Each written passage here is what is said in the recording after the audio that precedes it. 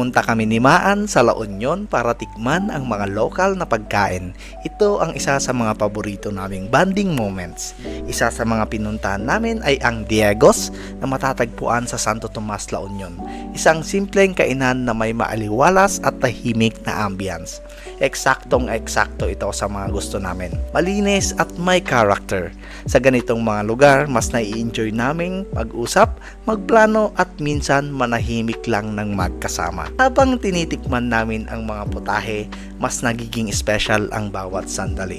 Mahilig talaga kasi kami sa mga ganitong gawain, ang mag-explore ng local foods. Pero higit sa lahat, simple lang ang kaligayahan naming dalawa. Basta may pagkakataon kaming lumalim bilang magpartner, tapat na iyon para sa amin. Pagkatapos kumain, nagkape kami sa The Coffee Library sa Agoo, La Union. Cozy ang lugar at perfect pang wind down. Mahilig talaga kami sa kape, kaya laging may espasyo ito sa itinerary namin. Sa mga ganitong simpleng sandali namin nararamdaman kung gaano kami ka-blessed. Hindi dahil sa dami ng meron kami, hindi dahil pinipili naming magsama sa bawat hakbang, sa sayaman o sa hamon ng buhay.